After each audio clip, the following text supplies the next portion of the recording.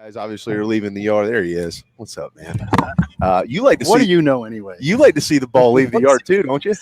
Don't we all? Outside of the man that threw the ball or the man that called the pitch, everybody likes to see the ball leave the yard. Yeah, that's obviously everybody probably knows that face and voice by now. That's the head coach who's got a game to coach here in 3 hours and 48 minutes, but you've been kind enough to sit in with us for a minute. Look good, man. So do you. Everything good? Yeah, everything's good. Excited for today. Looks like the weather's going to hold out this weekend, hopefully. Here, slide this way a little bit. We had some camera. See that camera back there? No. That $500 camera behind me that's Where not working? Yeah, you're good now. Okay. We have two camera. We have $500 worth of cameras back here that chose not to work. That's today. As much as your monthly salary, it sounds like. I'm not there yet. I'm trying to get there. I got to get a new camera. Also, living slow here, Coach. It's okay. Yeah. Okay. That's a good point. So, what's the week been like? Your guys, they've got to be ready to go. Yeah, they're chomping at the bit. No question about it. They've worked so hard since the very first day that this group got together in August, and we went out to Fort Jackson to set the tone of grit and togetherness and toughness. They've been buying into that ever since day one. So just can't wait to watch them go out on the field and play ball, play the game they love that they've worked so hard for. So there's a lot of excitement. Got a lot of lefties, man.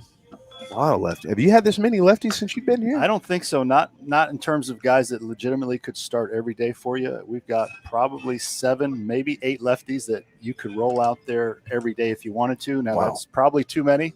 I think you probably will see 6 in the starting lineup tonight. So I love that. You have to have left-handed hitters, especially in our league.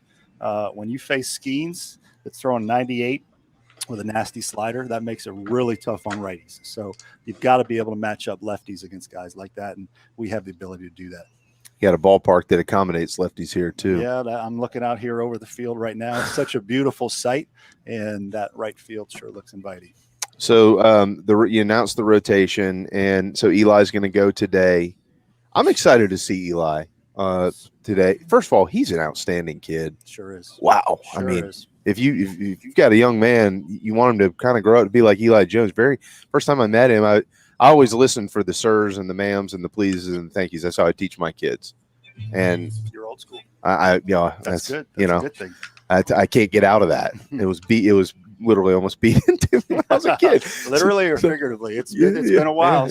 Yeah. That was could have been literally. That was kind of the when thing. we grew up. It could have been literally.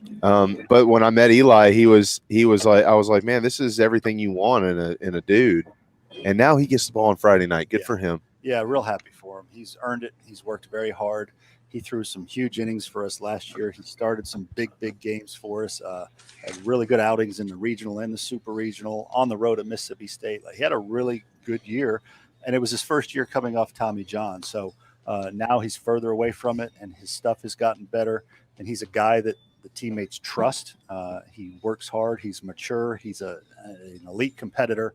And so he just brings everything to the table, So we just need him to settle down, use all 4 pitches for strikes, and then let the defense play and let the offense score. And you got SQ going tomorrow, and Roman's going to be in there on Sunday, which is neat. I'm kind of assuming here that you're going to have the count on these guys opening weekend is probably going to be pretty low, I would guess, right? It will be, and Roman especially. Roman will be out there for probably a couple innings. You could even maybe look at it as it could be a potential opener situation, just because he's coming off the Tommy John and also had a little bit of a lat issue a couple weeks ago. So we're going to be careful with him.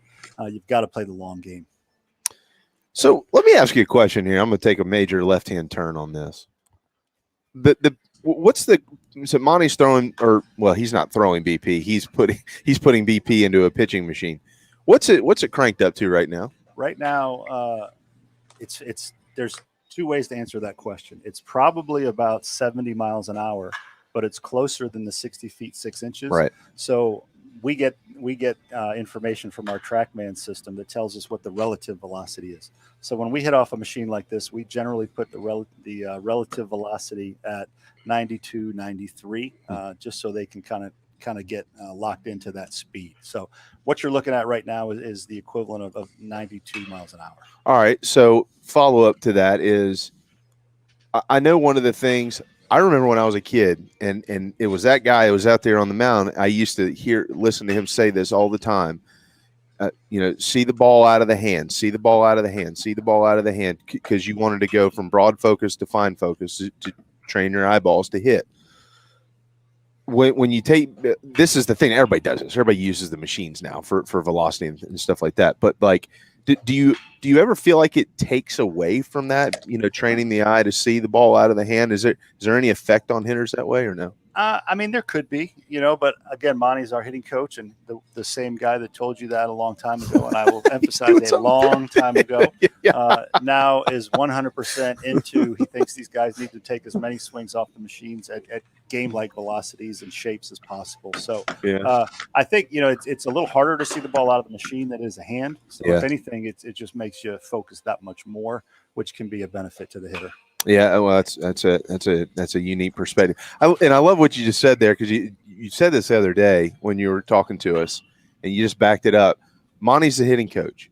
Like you let these guys coach. You empower them. Say, this is what you want to do. Fine, do it. We'll see how it works. And look, when I was an assistant coach at Tulane, I was the recruiting coordinator and I was the hitting coach, and I was put in charge of all of our recruiting, obviously with the help of the other people on the staff. And I was in charge of our offense scoring runs, and I liked having that ownership, and I appreciated that the head coach gave me that ownership. And so I trust that Monty can do the same for us. And so I'm trying to be as much hands off as possible. Obviously, I've been doing this for a long time, so it's hard for me to say nothing. We talk every day. We meet every morning. We talk about everything under the sun every day. But I want to give ownership to my pitching coach, to my hitting coach.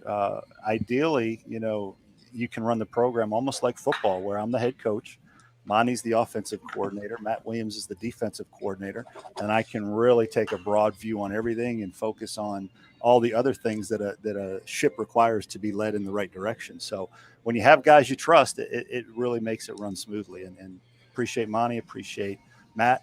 Joey has come in and done a really nice job supplementing Monty, and so it's a really good spot where we are right now. Who's your special teams coordinator? That's a good question. We'll go with LT Tolbert, who we just added. LT is our special teams coordinator.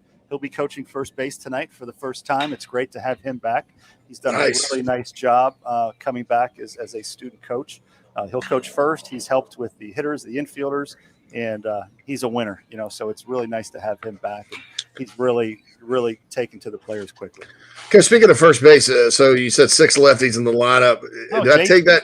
Where's JC? I don't see him. Is he off site? Where's JC? He's got one of those bow tie things on. JC, the laptop. I know. So I can't see a thing. Oh, okay, my bad. I was hoping you'd make a comment on my tuxedo T-shirt because I channeled Harry. I cannot see a thing. I'm looking past the laptop out to our field. Oh, okay, that's cool. It's I channeled Harry Harry Doyle from Major League 2. I love it. I can appreciate that reference. Yeah. Oh, yeah. So do I take that to mean that either Casas or Causey will be at first if you got 6 lefties in the lineup? Okay, that's cool. So those guys are healthy. I think it's safe to say you'll probably see both of those guys tonight. I wouldn't say either one is at 100%, but they are good enough to let it ride. Nice, cool. Yeah, I'm really anxious to see those guys. I mean, the Causey kid, we keep hearing so much about him, and I would venture a guess here. I'm not asking for any state secrets, but I'd venture a guess we're probably going to see a lot of guys play this weekend in 27 innings. Basically. Well, I hope so. You want to play really well so that multiple guys get in the game, but at the end of the day, you still start every day saying we're going to win the game, and then getting everybody else in is secondary to that. But ideally, you want to play really well so that a lot of guys can play. You got a lot of options, a lot of outfielders. You can only play 3 outfielders, Yeah, I mean, I know, and that'll be an interesting thing to watch. Because every guy here wants to play. Every guy is competitive. Every guy had great success somewhere else to earn his way here, whether it was high school, JUCO, or another college program through the portal. So everybody's used to starting. Everybody's used to being a centerpiece. And with the depth we have, especially in the outfield, you can only play 3 guys at a time. So we've made decisions based on how they've played since they've been all together here in August. Mm-hmm. And, we'll kind of go from there. But again, I say this all the time. Last year at this time, Ethan Petrie was not in the opening day lineup. But things change. So I told the players yesterday, regardless of who we're playing, I will keep an open mind all year. So don't try to get ready when your number's called. Stay ready. Stay ready. Final couple quick ones here for you. Obviously, today's a extra special opening day with Tommy being – well, Tommy will always be here. I think you said that the other day. He's in that booth over there. Yeah. But Derek will sit in his seat today, and this entire ballpark's going to honor him in a little while, and I'm sure you're looking forward to that. I am. Tommy was special to all of us, and I can tell you when you're the head coach here, Tommy is really special to you because he was on the buses with us and he was on the planes, and he was the guy explaining what the people that couldn't be in Founders Park, explained to them what was happening, and he did it with passion and intelligence and a real appreciation of the game and of Gamecock lore. And look, we had a lot of talks over the years on those buses and on those airplanes, and on Mondays, if I would go into the radio studio to do a show, with him and Jay and those guys, and he would have all his stats here and all the different sheets, and he would have highlighted, and I can tell based on what was highlighted what he would be asking me questions about. The guy just lived it. He loved it, and he was a special person. He really was. And so I'm really glad that we're going to honor him tonight, and that will continue. And he always had your back. He always had the back of Gamecock baseball, and that was something that I always appreciated about him. And that means a lot. I can tell you that means a lot to the people internally in this program because it's never going to be all smooth sailing. So when you see the guys that have your back through the inevitable bumps in the road that are SEC athletics, it means a lot. Yeah, there's going to be bumps. You play in the SEC. Correct. This is your 7th opening day at South Carolina. It is. That is kind of hard to believe. Yeah. Wow. Man, I when I just said that, you said that made it. That set in really, wow, that's crazy. Well, we hope you're here another 7 years. And things are really, things feel good. I hope they get that way. What have you, final question, we'll let you get out of here. What have you learned to love? What have you embraced about this place now that you've been here this long and been sitting in that chair for 7 seasons almost? I have evolved. There's no question about it. As a coach, I have evolved in how I coach and how I deal with players, how I deal with the scrutiny that is this program. When I first got here, truthfully, I felt like I'm going to have to try to please everybody on the outside, and I'm going to have to kind of come in and be the dictator on the inside. And so as time has gone on, I've again, now that I feel like I can really empower my coaches, I've really focused on serving the players and the relationships and doing all those things. So I think if you ask a player, they probably would enjoy playing for me more than they did 6 years ago.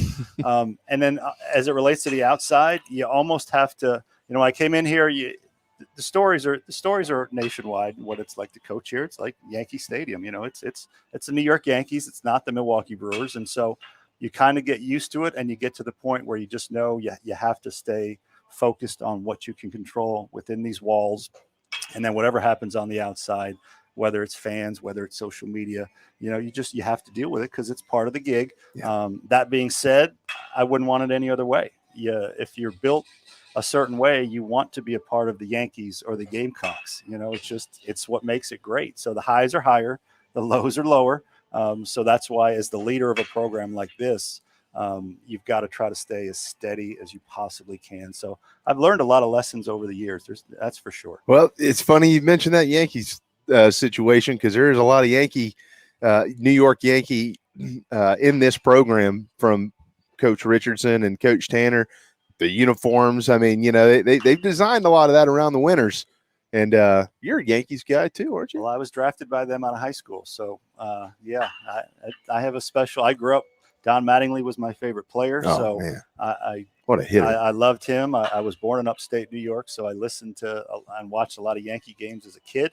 And, I'm a Yankee guy too, no question. I wouldn't say they're my favorite team. I don't have a favorite team in baseball outside of our team. But, there's definitely a lot of similarities. We just like the guys that draft your guys. That's who we like. Yeah, we like them for sure. We had seven go into pro ball last year, and that's a big part of our program. We hope it continues. Coach, I know you got work to do. I told you I'd get you out of here in 10 minutes. It's been 20, so I owe you an apology on that. All right, but you owe me one. We like talking to you. Best of luck. Look forward to seeing you a little bit later on. Yep, my pleasure. Go get them. You guys do great work and appreciate you. And let's go Gamecocks. That's right. Go Gamecocks. Okay. Thank you, man. Thanks, Coach. There you go. Mark Kingston. He's got to go actually coach baseball now. And we've had him tied up this week for 45 minutes or so, I think, between two different appearances.